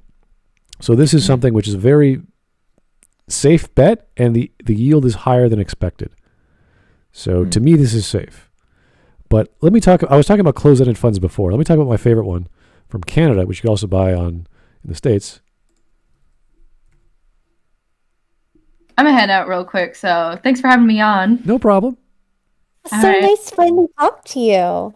Yeah, come and hang out on my Discord later, but whatever. Bye. Bye, you dumb lump of cheese. Bye, you ghost. She's a lovely lump of cheese. He's a ghost man. He doesn't even have a soul. So here is my favorite closed-ended fund. And I say we don't know what closed-ended fund is. They had an initial public offering of whatever number of units, and that's it. They didn't split. They didn't make more units. That's that. So there's not going to be too much yield. But even so, this is a $1 billion fund. I think it's out in Alberta, and it is Canada's biggest. So with this, based on the price, it hovers between 8 and 12. And you could look at, 9. There's a 7 back in March. There's 11 here about 4 years ago. 5 years about 12. Down to 7 again in the 9th of February. So it's it's not very exciting. It goes up $2 here and there. But the return is close to 12%. So this is what they use. We talked about covered puts for short selling. They use a strategy called the opposite, which is called covered calls. So they bump up their yield based off their options trading they do every month. And they're very good at it. They've been doing this for at least 14 years. They've never missed a dividend. So I'm not concerned about putting tens of thousands of dollars into Canoe because I'm going to get 12% roughly every year, which is, one less year to get my full return back. So this is the quintessential baseline I use for Canadian dollar investing. There's not many options in Canadian dividend investing for sure because they're never this high. Reits only get to around 7 or 8, sometimes at 9, and they get cut. So this is a very safe closed-ended fund that I've found that works fine. I mean, you would basically just live off that. This is my baseline. Yeah, if I like go to a bar and I don't know what to buy, I'll buy a Stella Artois just because I know what Stella tastes like. It's safe. It's a good beer. This is my Stella Artois. It's just a classic, simple thing that I'm not. It's not going to go too high. It's not going to go too low. It's something that you're. This is. It's a very secure. This is a okay. When you're talking about secure or safe for stock buying, this is for me safe. When you're talking about mutual funds, this is way too risky compared to a mutual fund. A mutual fund will get you 5%, 6%. This is 12%. This is doubling your money. So it's still risk, but the track record is phenomenal. Never missing a dividend. Been around for 14 years. And if you look at their holdings, I don't know if you can see it here. Let me just bring up their actual portfolio. 1 bourbon, 1 scotch, 1 beer. I like Arcanus in the chat. He's a good noodle. Who's that? Indeed. I think we're going to have Big Macs later, right, Arcanus? Okay. So these are their top holdings of equity. So you might have some things you recognize. Johnson & Johnson's a giant. Morgan Stanley, J.P. Morgan Chase, Chubb. You got Berkshire Hathaway, Bank of Nova Scotia. That's one of the top 5 banks in Canada. Royal Bank is the top. Wells Fargo. Nutrien, that's one I actually own that stock. You got CNR, Canadian National Railway. So these are all big names. And they used to have Visa up here, but that might have gotten brought down from the top 25. So they got lots of great names up here, so they're not doing poorly. Here's their sector breakdown. So you have financials, healthcare, energy. This is very nicely distributed. And their asset mix are mostly between Canada and the States. So I'm very comfortable with this. It's very diverse. I'm not just buying Canada. I'm also buying America. And it's a 12% I like return. Chubb Ltd. Yep. Just that name, Chubb Ltd. So anyway, that is my. Yeah, it looks like a very good mix. That is my darling. That's my little. And see, we're looking at a stark contrast between you and me, Smud. I very much trade off of memes. You are way smarter than me, and you're like teaching me shit right now. Yeah, just honestly, when you want to put your money into something, I don't care what it is. If you're buying a bottle of wine, you're buying a car, you're buying a house, you're buying a diamond ring for your girlfriend. I'm sorry. I just saw on the stream that meme come up. Oh. If all your friends jump off a cliff, would you follow them? Calls go bird to the moon. Yeah. You got to think long term. That's very much the way I trade. Yeah, think long term, guys. If you want to make crazy money randomly just by buying $10,000 of Apple here and $10,000 of Amazon there, go for it. I'm not going to stop you. I mean, if you think that's a good investment. Oh, I don't think it's a good investment, but it just made me like $2,000 last year, and I made $250 off of GameStop in this past week. Nice, that's great. Not too bad. Yeah. Yeah, it's a different thing. Do you want to be an active trader? Do you want to buy and sell like every day or every week or every month or whatever? Or do you want to get dividends? Do you want cap gains or do you want dividends? Those are the two options you got in buying stocks. Yeah. I mean, buying and trading like every day is fun, and that's what's scary as shit to me. It's like how much fun it is. I know that, but when I buy something, I always feel bad. I feel like, oh my God, I just spent, $1,000, $2,000, $10,000, whatever. Yeah, I don't feel bad at all. I feel very bad. I don't feel bad. I'm just like, all right, let's see where this goes. The thing is, when I go to bed, I'm looking at it like a roller coaster. I'm like, this is gonna be scary as shit, boys. Jeez, I have just been 2 hands off. I've been letting Fidelity handle all of my stuff, and I'm just like, oh, fantastic. 16% return? I'll take that. Are they doing that? Are they giving you 16%? Connors wants to know, Smud, do you own any physical gold? Do I own? No, I do actually own jewelry that's gold, but not actual bullion. No. Wow. As an Italian, yes. I would want just a gold bar. Just to have. Yeah, you can do that. As like a doorstop. Not even for a decoration. Just I would sit that on my like kitchen table and people come over and just be like, "Is that a gold bar?" I'd be like, "Fuck yeah!" No, you wouldn't do that, sir. You would put in a safe deposit box. No, I would not. That would be like buried underneath my house. You put in the bank in the vault. I mean, it'd be a great way. Fuck that! Banks get robbed, but underneath of my house doesn't. Yeah, well. The concrete bunker I have underneath my house will never be robbed. Do you really have one? I don't. I live in a small apartment in New York. No, I do not have a concrete bunker. Oh. Speaking of which, I am out of the army now. I signed out on leave this past week, and April 5th it will be my last day in active duty. But I'm basically out now. I'm going back home here in about a week, see mom, and then moving to Texas. Great state. Wonderful, and thank you for your service. No. There's a lot more people out there that deserve the appreciation more than I did. I just cleaned floors a lot. That is still a service, and I thank you for it. That's beautiful. Well, I appreciate the support. Of course. And I hope your move to Texas goes well for you. Well, I'm just procrastinating on packing right now.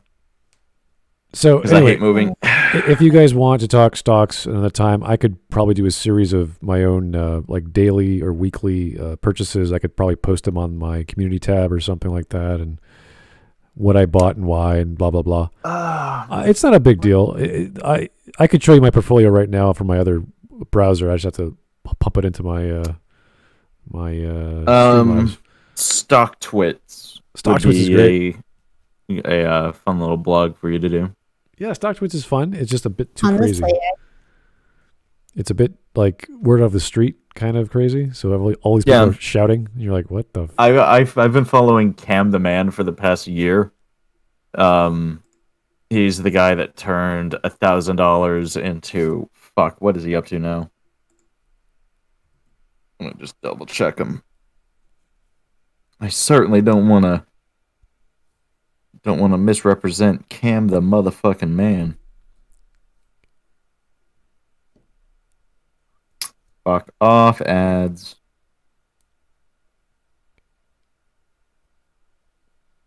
Okay, StockTwits is being retarded right now because I'm just getting ad. What do you think of StockTwits? I fucking hate it right now. But last I checked, he turned $1,000 into $6 million in about 200 business days. That's amazing. What? I'm not kidding. And he shows his trades every day. Every day he'll go live on YouTube. He shows exactly what he traded, exactly what he lost, exactly what he gained. Wow. Yeah, he turned $1,000 into $6 million.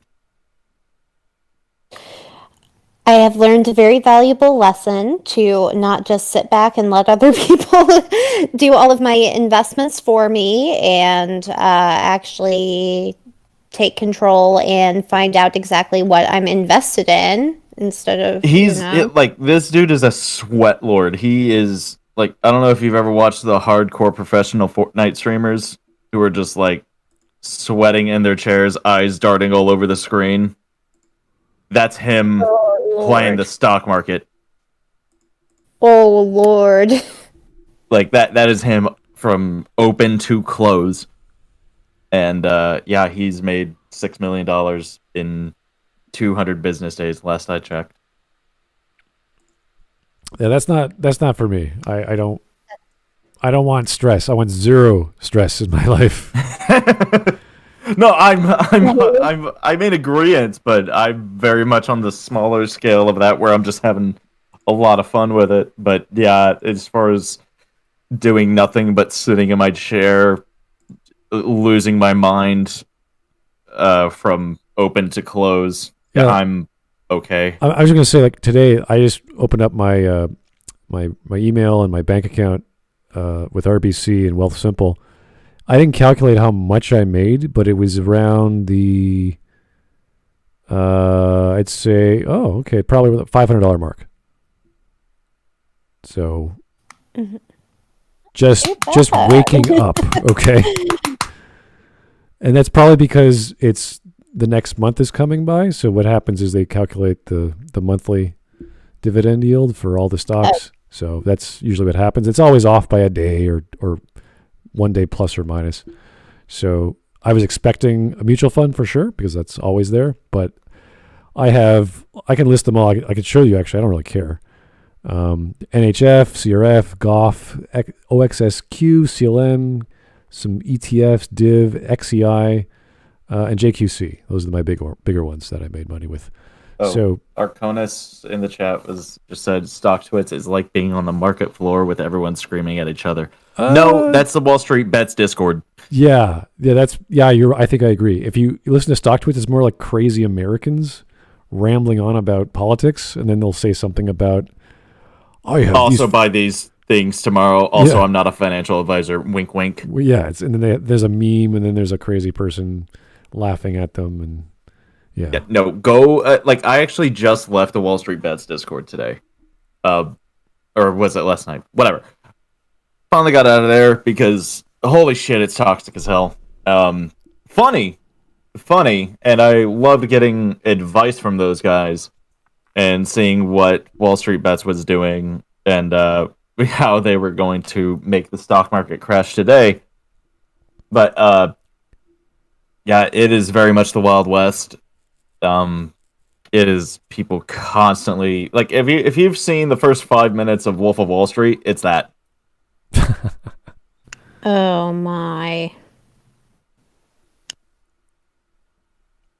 Like when Jordan is going into his job for the first day, it's literally that. That sounds a bit too intense.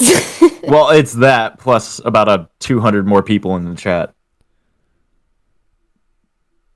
And it was always interesting going in there and seeing what they were trading and what they were doing. And I would like hop on some trends, make some money, and as soon as I saw the trends start to dip, I would dip out as well, take my money and run. At Zach, do they also have a monkey on standby? They do. They also have the midget that gets launched at the dartboard. You made me want to check how much I was paid out in dividends. Okay, I didn't do as well as you did. $173.70. Well, that's American, so that's probably better. Let's look at the conversion rate. Yeah, that's true. I have my spreadsheet set up so it does it directly to Canadian for me. So. Very nice. Yeah, no, you got to track these things. I'm going to probably do a next SmudTalk about money, and I'll showcase my spreadsheets, my holdings, and what I track and how I track it and why I do it that way, just so I know why I'm buying. Because I'll buy throughout the week, just little here, little there. I don't know what that technique is called. I'm sure there's something, I don't know the name, but that just works for me. Some people buy all at once, but it's a horse race, so you have to watch your horse at least an hour a week, at least, just to see what the hell's going on with this thing. Is he sick? Is he running? Is he sleeping? What the hell's wrong with this guy? So you have to always pay attention to your money. Just don't obsess over it. It should never cause you pain. This is your life. This is your life savings, guys. Don't drive yourself nuts. It's not a game. You could argue it is a game in many ways. Like It a is horse for race me. is a game, yeah. But you're still talking about your life savings. So treat it with respect and realize this is what you're going to do with your life. This is the fuel for your dreams, whatever you want to do with it. So The fuel for your dreams. yes, okay, Exactly, invest in fuel. yes. So I think we're done rambling on about money. So what we've learned today: buy GME, hold, don't sell, and buy Exxon to fuel your dreams. we go. we go. Buy Exxon. Oh my God. Oh geez. There's so many options for buying energy. Exxon. BP, do it. Oh my God. There are so many options. As I said. 100 shares now. All my eggs in one basket. Oh, and Tesla. Buy Tesla. Oh God. Oh my God. Buy Tesla if you actually want to kill yourself by the end of the week. Yeah, be very careful with anything Elon Musk does. Just don't think like Elon. That's not the best idea. Thinking like Elon though was fun. I'm so glad I'm not in the stock market anymore. That like as much as I was. I just got I think GameStop was the first thing I've done in a while. Well, but doesn't Elon Musk have the best ideas always? Like, he's on the cutting edge of everything. Oh my God. What did he Papa name Elon. his kid? Like, Hold Hey. the line. I just see in the chat. Hold the line. Okay, Elon has about 10 what companies? you on about, Mateus? He has like 10 companies and only one of them is successful. Hold the line is referring to GameStop. Oh yeah. Buy GameStop, hold it, don't sell. See that was a Mass Effect meme for a while. But Well, yeah. it's specifically to fuck over the hedge fund, which I am in support of. They're already screwed over. Who cares if it goes down? Fuck them more. Fuck them more. Yeah, but making them go down isn't going to change anything. Exactly. They've already lost their money. So Then you just make them go down on you. what?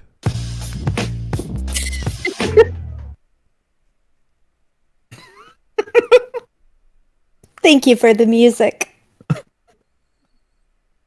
Anyway, yeah, I think we're going to do another one, not anytime soon, maybe next week, talking about my portfolio, what I do, how I buy, and thinking a bit more. Because I compared to other people, I'm pretty risky with my investments, even though I'm talking about dividends and this and that, because there are much safer stocks out there to buy than Canoe and God, I wonder what I look like just on the spectrum of like if you're risky, what the fuck am I? Well, no. We're talking about two different things. You're talking about buying and selling. I'm talking about buying and holding. And I'm planning for 10 years. My stocks could screw over in 2 years. I have no idea. No one could tell me that. They don't know. But, I want to make... I'll tell you. Don't worry about it. I want to see them grow. I want to see them keep the dividends coming. And there's all kinds of wonderful strategies with dividends. They call them dividend aristocrats or swans or these other golden blue chip stocks that never go down. They always go up. And these are the hedge funds we were talking about previously, like energy. So there's Fortis and Enbridge and all these other bigger names throughout North America that have been around for a very long time, and they haven't changed. It doesn't matter, whatever comes the world, a disease, a bomb, a war, they're still going to be around. So Enbridge being central North America and Fortis being Eastern Canada, East Coast. So yeah, energy is still going to be a necessity. So is transporting energy. So is refining oil and natural gas and what have you. So yeah, you buy energy, you buy real estate, you buy financials, and you watch them grow. So yeah. Anyway, the moral of the story is if you want to actually watch your money grow, go long term. If you want to lose your mind and be an insane person like me, I think we'll have you on next time. We'll balance the arguments out. I think that'll be a good idea. As far as arguments, I'm not going to be able to make any. Well, okay, I want to buy X because I am Zach. It's like, okay, Zach, why is that? And you're like, I like it. Okay. And I'll say, well, you could buy that, or you could buy a little bit of this, and this is why. And there's nothing wrong with buying, whatever, because every company exists for a reason. You just have to know why and when. So, and that reason is money. Yeah, maybe it's good to buy GameStop tomorrow, or Monday. I don't know. Could be. I don't know. But I like to hear those arguments for more riskier stocks or more conservative stocks, for stocks that don't pay a dividend, because I don't really buy those, even though I do own one for the sake of owning it. It's Uber. I like Uber, so I bought it. And they're doing very well. I was pretty pleased with that. So one of my better stocks. When COVID hit, first two things I bought: Tesla and Disney. Really? Disney? Wow. Disney. Yeah, Disney dropped. Oh, because of park closures. $50. Yeah, Disney dropped $50. They went from I think 150 to down to 90 actually, so $60. And I bought them at 90, sold at 120. I made a nice little chunk of change. Yeah, they jumped up. Everything jumped after November, though, so that's not a big deal. I mean, no one can predict these things, so it's not like you lost more. He's like, no, you made this. Don't think of it like I could have had twice. It's like, no, don't worry. Don't worry. No, that's the first thing I learned was just like, oh no, why did I sell today? Why did I sell yesterday when today they went up?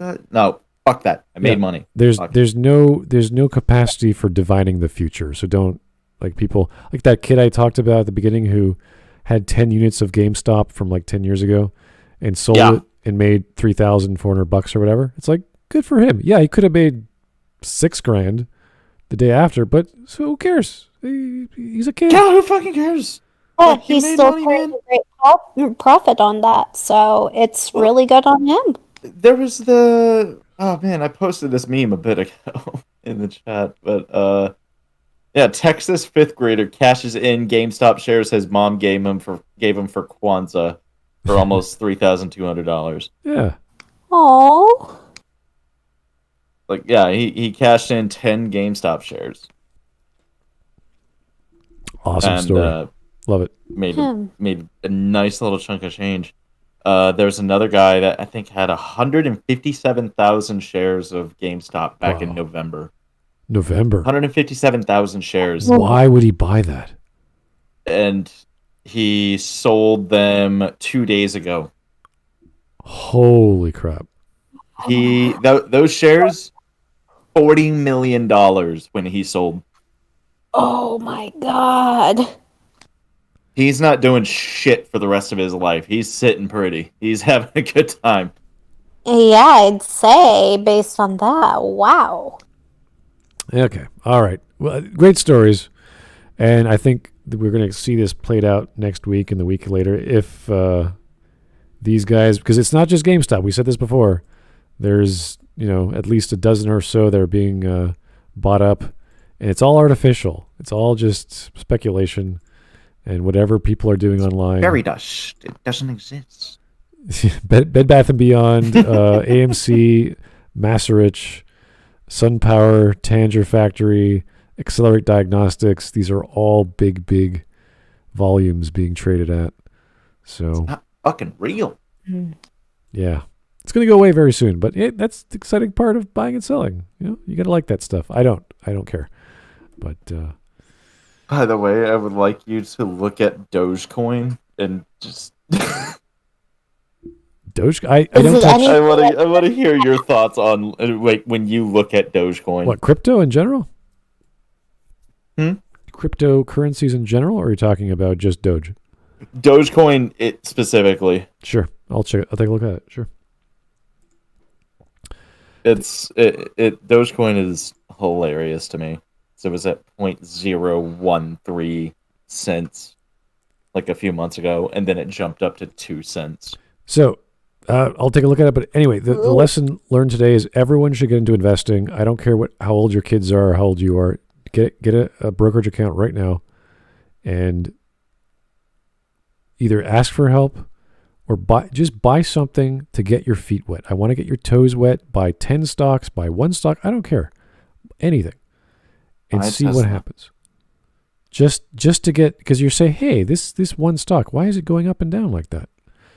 And you'll start rationalizing it in your head to figure stuff out. And you'll start getting more information. You start doing research. The internet is fantastic for getting information. There's so many resources out there. You can make a great investment that you can sit back with. As much of a meme as it is, Wall Street Bets is a great resource for learning how to invest. They have a great FAQ. They have a lot of links to a lot of different learning resources. Yeah, the memes come after you know what the fuck you're doing. And if you don't know, if you don't want to learn and you still want to invest, that's why we have ETFs. That's why we have index funds. That's why we have mutual funds. In fact, you can buy a mutual fund from your bank and don't even have to open up a brokerage account if you just want to put your money into something else. Aside from just having like a 0.00 whatever percent investment account. So yes, mutual funds would be better than nothing. So So for anybody watching this, I would encourage anybody that wants to, like, if you are just barely even fucking curious about learning how to trade stocks and looking at investing at all, just don't go on the investing subreddit. Just go on Wall Street Bets subreddit. Go to their about page, and they have a lot of links on there, and they tell you in the most basic, simple, dummy terms what options trading is, what investing is, what it means to buy a stock, what it means to buy a share, all that stuff. They will break down everything in the most dummy terms possible. Yeah, don't go into options trading if you don't know it. Just don't. Just don't. Start with mutual funds. Mutual funds are a great start. You don't need to buy anything or change your assets to this or that account or contact someone. Just go to your bank, buy some mutual funds, see how you like them. Yep. Safest thing you could do. All right. Okay. Thanks, guys, for tuning in and having us ramble on for 2 hours and talk about random stuff about money. Hope everyone's having a good weekend. Hope you're not losing money. Hope everyone's having good sleep, good eats, and good mental health, good exercise. I'm going to go on Twitter and see what blew up on my my profile. Oh, Curio. Yeah, he had some words for you, didn't he? Oh, my. Curios. What did he say? I'm curious about the Twitter drama. Yeah, he's fun. Or she's fun. That was spicy. That was Spicy some spicy. That was some spicy stuff on Twitter I saw. I think I tweeted at him. I was like, "You're a special kind of dumb, ain't you, there, bud?" Oh no, you called him a name. Oh no. Well, I initially typed out, "You're a special kind of retarded, ain't you?" But I was like, nah. Ooh, Anyway. too edgy there. Nah. Well, I mean, it's edgy for a lot of people. Anyway, not to me. We got to go. But thank you for tuning in. We'll talk to you guys Bye-bye. very soon. Hopefully tomorrow on the next See you. SmudCast. So we don't know what that's going to be yet, but we'll find out soon. We don't know, So but we'll